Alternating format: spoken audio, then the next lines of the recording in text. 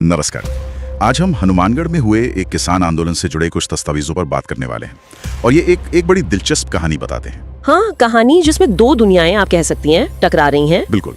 एक तरफ दिल्ली के वो एसी कमरों में देखा गया विकास का एक बहुत बड़ा सपना है, और दूसरी तरफ जमीन पर किसानों का ये डर कि कहीं यही सपना उनके लिए विनाश न बन जाए। और ये टकराव ही यही इस पूरी चर्चा की धुरी है। ये सिर्फ एक फैक्ट्री लगाने या हटाने की लड़ाई नहीं है। नहीं, उससे कहीं ज्यादा गहरी बात है। हाँ, ये इस बुनियादी सवाल पर है कि जब कागज पर कोई शानदार योजना बनती है और फिर वो जमीन की कठोर हकीकत से टकराती है तो होता क्या है। और हमारे जो स्रोत हैं वो हमें इसी टकराव के बिल्कुल बीच में ले जाते हैं। इसकी शुरुआत ही एक बहुत दमदार लाइन से होती है। अच्छा, एक दस्तावेज कहता है दिल्ली के वातानुकूलित कमरों में बैठे हुक्मरानों ने एक सपना देखा। सपना ये था कि हनुमानगढ़ की टिब्बी तहसील में एक बहुत बड़ी एथेनॉल फैक्ट्री लगेगी। और इस सपने का सबसे बड़ा आकर्षण था कि किसान अब सिर्फ अन्नदाता नहीं, वो ऊर्जादाता भी बनेगा। ऊर्जादाता, ये शब्द अपने आप में बहुत बड़ा है। हाँ, सोचिए, एक ऐसी तस्वीर जहां देश की गाड़ियां किसानों के अनाज से बने ईंधन पर दौड़ रही हैं। मतलब कागज पर तो ये किसी क्रांति से कम नहीं लगता। कागज पर तो ये क्रांति ही थी, लेकिन टिब्बी के रांची खेड़ा गांव के किसानों के लिए ये एक डरावने सपने की शुरुआत थी। तो उन्होंने इसे इस तरह नहीं देखा। बिल्कुल नहीं। और दिलचस्प बात यह है कि स्रोत के मुताबिक किसानों ने इस सुनहरे सपने के पीछे छिपे खतरे को तुरंत पहचान लिया था। क्या डर थे उनके? उनके डर बहुत ही बुनियादी थे, बहुत सच्चे थे।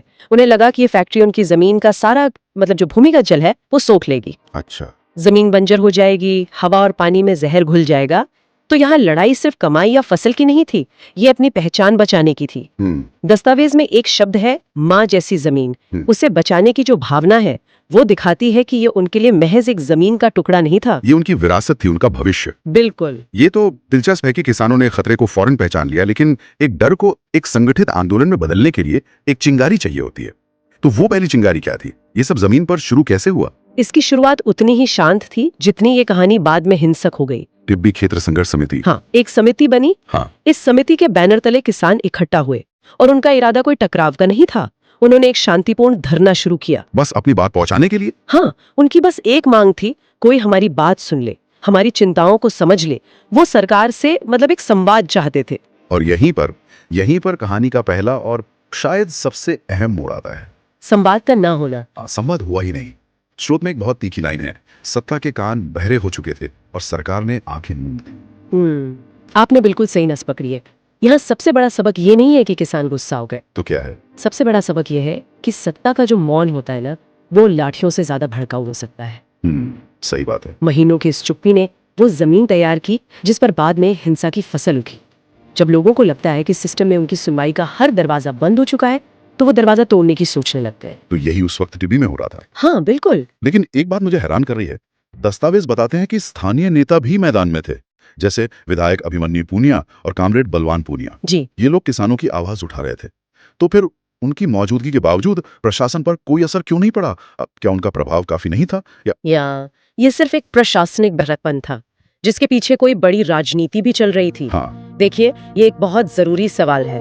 अक्सर ऐसा होता है कि जब कोई प्रोजेक्ट राज्य या केंद्र सरकार की किसी बड़ी नीति का हिस्सा होता है तो स्थानीय नेतृत्व का प्रभाव वो थोड़ा सीमित हो जाता है। अच्छा। प्रशासन ऊपर से आए आदेशों का पालन कर रहा होता है और हमारे दस्तावेज इसी तरफ इशारा करते हैं। एक तरफ महीनों तक किसान धरने पर बैठे थे और दूसरी तरफ भारी पुलिस के पहरे में फैक्ट्री का निर्माण कार्य लगातार जारी था। तो एक तरह का संदेश था किसानों को। हाँ, ये एक बहुत शक्तिशाली प्रतीक है। एक तरफ लोकतंत्र की आवाज और दूसरी तरफ स्टेट की मशीनरी, और दोनों के बीच कोई संवाद नहीं, सिर्फ एक अदृश्य दीवार है। किसानों के लिए ये हर दिन अपनी बेबसी देखने जैसा था। और जब महीनों तक कोई आवाज ना सुनी जाए तो खामोशी वो अक्सर एक तूफान से पहले की शांति होती है। बिल्कुल। हमारे दस्तावेज बताते हैं कि दिसंबर में ये तूफान आ ही गया। स्रोत के शब्दों में कहूँ तो सब्र का बांध टूट गया। 10 और 11 दिसंबर, ये दो तारीखें इस कहानी में हमेशा के लिए दर्ज हो गई। हाँ, और दस्तावेज बहुत साफ लिखते हैं कि प्रशासन की बेरुखी ने शांत बैठे किसान को बागी बना दिया। हाँ, जो धरती अन्न उगाती थी वो रणभूमि में तब्दील हो गई। ये शब्द बहुत मायने रखते हैं। बागी शब्द का इस्तेमाल ये बताता है कि किसान खुद को अब सिर्फ एक प्रदर्शनकारी नहीं बल्कि एक विद्रोही के रूप में देख रहे थे, जिसे सिस्टम ने उस स्थिति में धकेला है। बिल्कुल। तो उस रणभूमि का मंजर कैसा था? स्रोत उसे कैसे बयां करते हैं? वो दृश्य दहला देने वाला है। एक तरफ पुलिस थी, लाठियां, आंसू गैस के गोले, और दूसरी तरफ महीनों से दबा हुआ किसानों का गुस्सा जो एक ज्वालामुखी की तरफ फट पड़ा। पथराव हुआ, गाड़ियों में आग लगा दी गई। तो मतलब स्थिति पूरी तरह से नियंत्रण से बाहर हो गई। हाँ, एक लाइन है जो शायद उस पूरे मंजर को समेट देती है। चारों तरफ सिर्फ धुआं और चीख पुकार थी। ये सिर्फ एक कानून व्यवस्था का मामला नहीं था। नहीं, ये उससे कहीं ज्यादा था। ये उस भरोसे के टूटने का हिंसक प्रदर्शन था जो किसानों ने सरकार में रखा था। मैं यहाँ एक बात समझना चाहती हूँ, क्या ये हिंसा किसानों की तरफ से, मतलब कोई सोची समझी रणनीति थी, या ये सिर्फ उस पल में भड़का एक गुस्सा था जो बेकाबू हो गया? स्रोत की भाषा से जो संकेत मिलता है वो ये है कि ये कोई पूर्व नियोजित रणनीति नहीं थी। ये एक स्वतः स्फूर्त विस्फोट था। अच्छा। दस्तावेज में इस्तेमाल हुए शब्द जैसे सब्र का बांध टूटना या बागी बना दिया जाना, ये दिखाते हैं कि ये एक एक्शन का रिएक्शन था। महीनों की हताशा का ये चरम बिंदु था।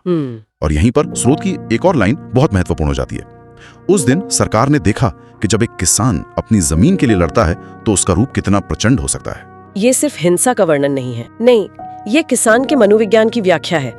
ये उस धारणा को तोड़ती है कि किसान हमेशा शांत और भोला भाला होता है। सही बात है। ये बताती है कि जब उसके अस्तित्व पर, उसकी माँ जैसी जमीन पर संकट आता है तो उसकी सहनशीलता एक प्रचंड ताकत में बदल सकती है। इस टकराव और हिंसा के बाद क्या हुआ? जाहिर है माहौल बहुत तनावपूर्ण हो गया होगा। बिल्कुल। इसके बाद वही हुआ जो ऐसे मामलों में अक्सर होता है, दमन का चक्र। मतलब? स्रोत बताते हैं कि चारों तरफ एक भयानक सन्नाटा पसर गया। इंटरनेट बंद कर दिया गया, जो आजकल विरोध को नियंत्रित करने का, अब जानते हैं, सबसे पहला कदम होता है। हाँ, ये तो अब आम हो गया। बहुत गिरफ्तारियां हुई, पूरा गांव एक छावनी में तब्दील हो गया, हर कोने में पुलिस का पहरा। एक पल के लिए ऐसा लगा कि शायद सरकार अपनी ताकत से इस आंदोलन को कुचलने में कामयाब हो गई है। और शायद कहानी यहीं खत्म हो सकती थी। एक और स्थानीय विरोध जिसे बल प्रयोग से दबा दिया गया। हाँ, ऐसा हो सकता था, लेकिन ऐसा हुआ नहीं। जब लग रहा था कि सब कुछ शांत हो गया है, तभी इस पूरी कहानी में एक नए और बहुत शक्तिशाली किरदार की एंट्री होती है। एक ऐसी आवाज गूंजी जिसने पूरे खेल का नक्शा ही बदल दिया। स्रोत उन्हें मरुधरा का शेर कहते हैं। नागौर के सांसद हनुमान बेनीवाल। हाँ, और हनुमान बेनीवाल का आना वो सिर्फ एक और नेता का भाषण देने आना नहीं था। तो क्या था? ये इस लड़ाई का पैमाना बदलना था। अब तक ये टिब्बी के कुछ गांवों का स्थानीय मुद्दा था, पानी, जमीन, फैक्ट्री। बेनीवाल ने इसे एक झटके में पूरे राजस्थान के किसान के स्वाभिमान की जंग बना दिया। अच्छा, तो उन्होंने मुद्दे को बहुत बड़ा बना दिया। बहुत बड़ा। इस एक वाक्य ने लड़ाई का कैनवस ही बदल दिया। उन्होंने इसे जमीन और पानी के मुद्दे से ऊपर उठाकर किसान की पहचान, उसके सम्मान और उसकी राजनीतिक ताकत की लड़ाई बना दिया। उनके बयान में जो चेतावनी थी वो भी बहुत सीधी और स्पष्ट थी। जी। मैं स्रोत से उनका बयान पढ़ना चाहूंगा क्योंकि इसके शब्द बहुत अहम हैं। वो कहते हैं, अगर सरकार ने किसानों पर अत्याचार बंद नहीं किया और ये फैक्ट्री नहीं हटाई तो हम ईंट से ईंट बजा देंगे। ईंट से ईंट बजा देंगे। दिल्ली और जयपुर की सरकारें कान खोलकर सुन लें। किसान को कमजोर समझने की भूल मत करना, वरना परिणाम भुगतने के लिए तैयार रहना।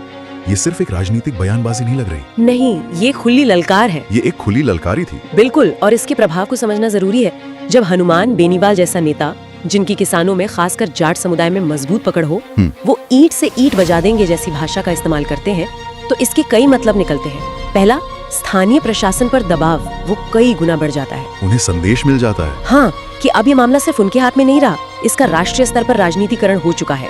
और दूसरा, आंदोलन कर रहे किसानों को एक जबरदस्त मनोबल मिलता है। उन्हें लगता है कि अब वो अकेले नहीं है। बिल्कुल, कि उनके पीछे एक बड़ी राजनीतिक ताकत खड़ी है। इसने आंदोलन को एक नई ऊर्जा और एक नई दिशा दे दी। तो जब हम इन सब टुकड़ों को जोड़कर देखते हैं, दिल्ली का एक सपना, जमीन पर एक खामोश विरोध, एक हिंसक टकराव और फिर एक राजनीतिक भूचाल, तो एक बड़ी तस्वीर सामने आती है। इस पूरे विश्लेषण का सार क्या है? अगर हम मुख्य टेकअवेज की बात करें तो 3 बातें बहुत साफ उभर कर आती हैं। पहली और सबसे अहम, संवाद की विफलता। ये सिर्फ एक प्रशासनिक चूक नहीं होती, ये हिंसा को एक खुला निमंत्रण हो सकती है। हाँ, सत्ता की चुप्पी अक्सर शब्दों से ज्यादा खतरनाक साबित होती है। दूसरी बात है नेतृत्व का बदलना। स्थानीय नेतृत्व ने आंदोलन को जिंदा रखा, लेकिन हनुमान बेनीवाल जैसे एक बाहरी और बड़े राजनीतिक खिलाड़ी ने आकर पूरा खेल बदल दिया। हाँ, आंदोलन की दिशा, उसका प्रभाव और उसका पैमाना सब कुछ बदल दिया। ये दिखाता है कि कैसे एक स्थानीय मुद्दा एक बड़े राजनीतिक अखाड़े में तब्दील हो सकता है। और तीसरा टेकअवे विकास की परिभाषा से जुड़ा है। ये मामला दिखाता है कि विकास का कोई एक मतलब नहीं होता। सरकार के लिए विकास का मतलब था एथेनॉल फैक्ट्री, ऊर्जा सुरक्षा, औद्योगिक प्रगति। बिल्कुल।